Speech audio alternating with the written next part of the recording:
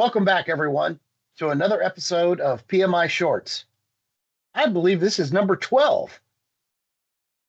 Jan and I are joined again by Katie Lawrence. Katie, welcome. Thank you. And today we're going to continue our conversation about motivation. We started off by just talking about some of the basics of motivation. Last time we were together, we talked about motivating in rather difficult situations or difficult times. Today, we're going to talk about something really fun. Motivating a team when things are good. So, Katie, why does a team need to be motivated when everything's good? Great question. So we keep moving forward, right? Yeah. We just keep doing what we're doing, right? Right.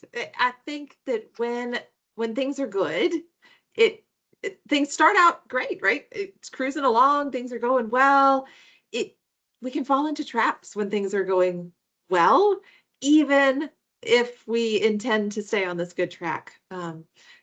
People want to be part of something bigger than themselves. They want to be part of something that's moving forward, that's progressing. And so when that positive energy and things that are going good are reinforcing that, when people feel like they have meaningful work and they're contributing to something larger, they'll continue, right? But that takes people continuing to communicate to them that, yes, we're moving forward. We're not just seeing these same 20 patients every day, 20 more patients, which may be good and steady, but it also can feel monotonous. So how do we continue to communicate to the team? We're moving forward. We're growing. This is part of something that is forward progress and not just kind of spinning our wheels. I know you hear in business all the time, you're either growing or you're dying. There really is, no in between. And I think that's really true. But I can see how it'd be very easy to get in a very complacent be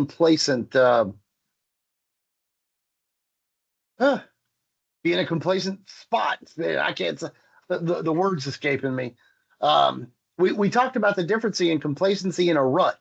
So I get that, but I can see where either one could be kind of dangerous.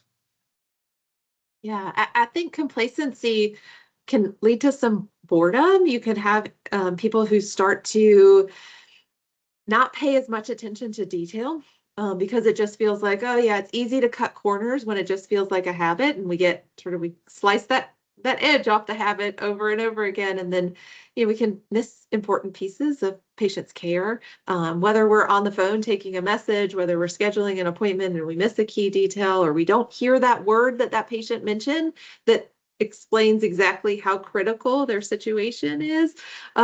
It can be easy to sort of just go, yeah, things are good. I know what I'm doing, and kind of tune our brains out. So it's really important to make sure that we are still taking care of patients. We are still really doing important work and keeping people's minds in the game so that they don't tune out and take the easy street, that they really stay kind of motivated to pay attention, motivated to do their job really well, even as things are sort of more routine and more, they feel like they're more skilled than maybe they were, when things were challenging. We were talking about, there are some people who are motivated by challenge. Mm-hmm. So when things are going well and everything's kind of monotonous or boring, those are some of the people that you got to worry about. You could, and certainly there may be some people who, when things are good, they may leave the organization. There are plenty of people out there who are turnover experts, right? Like they love to go in and help a failing business to succeed, or they love to go in and start a project and get it on its feet, right? That's a type of person, and it's okay for those individuals to come into your organization for a short period of time and move through a change process or move through a difficult situation and then move on to doing something else. We don't always have to see that as a loss. Sometimes that is their right role in life. And those people may go off to another organization and come back at some point, or bring connections back to the health system at some point, right? Like, so there's a lot of, it can be fear inducing to see someone leave, especially like, I thought things were good. Why did that person leave?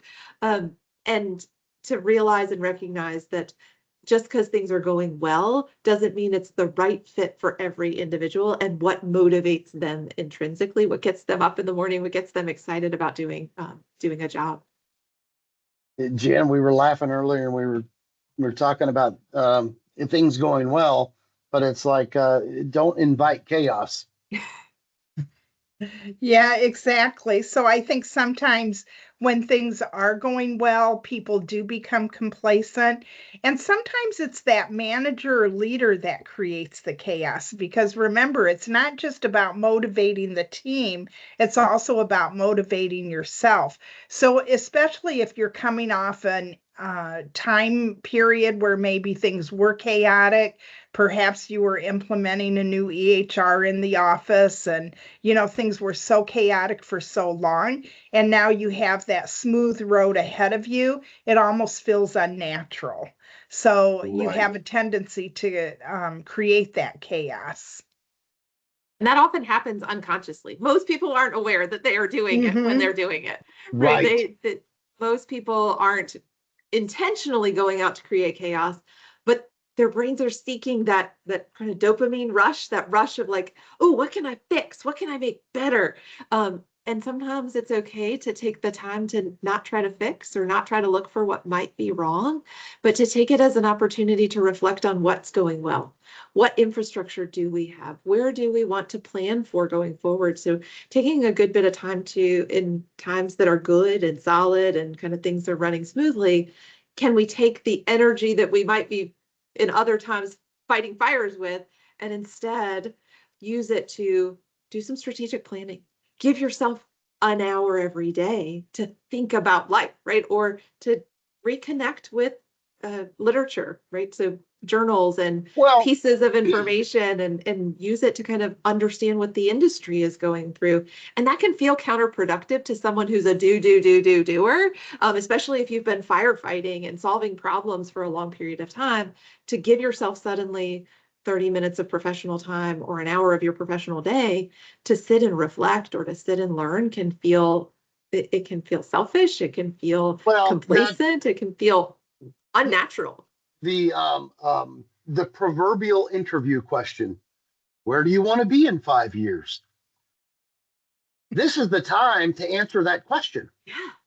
For yourself or for the organization as a whole. Where do we want to be? What do we want to do? What kind of relationships do I need to develop? Jan, we were talking a little bit about earlier, just strategically, who do we need to be aligned with? If I've got extra time right now, that's where my energy needs to be. Yeah, I think, in those times of calmness, I guess I'll call it that, to keep people from becoming complacent, including the leader, is really to do that strategic planning. Where do I want to be? And then really think about your environment. So, for example, if you're in a medical office, do I want to add new services? Do we want to add perhaps some non-physician practitioners in our office? But that really gives you time for reflection and time to make some decisions about the growth in the practice. It also allows time for personal growth, but it also allows time for growth with your staff. So maybe your organization has some programs for staff that in the past you haven't been able to allow your staff members to attend because we were busy putting out fires. So that gives your staff the opportunity to grow also. Maybe they can get involved with some community projects on behalf of the office. So just think about some things along those lines. That's a great idea, thinking outside the office. Mm-hmm. That's really great. Okay. I love, Katie, when you said earlier, the one on the team that loves to chase glittery things. Yeah, and sometimes those glittery things are those things that are aligned and tie us to the community and are planting seeds of relationships that may come down the road. Just like a person who leaves the organization may be, planting seeds for bigger ties later. So can someone who is making ties to the community, or who is doing some community outreach or giving back or making, new relationships across different organizations or different parts of a large organization. Those can really fill people up personally and keep them motivated and excited about their work itself, as well as it can kind of plant seeds for what might be growth down the road. We know from the literature that if someone feels fulfilled in even as little as 20% of their day to day, so not their whole day, but even as little as 20%, really helps prevent burnout. So even if someone is kind of in the day to day rhythms, 80% of the time, if 20% of their day really fills their cup and gets them something different and motivates them, it's a key contributor to the prevention of burnout. So now, excuse me, now we've given managers and leaders a whole different list of things to worry about when things are going well.